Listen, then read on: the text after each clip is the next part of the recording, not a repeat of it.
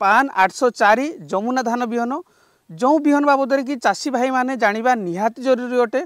विगत 50 वर्ष धरी यह गोटे भल ब्रांड भाव परिगणित हो आसी।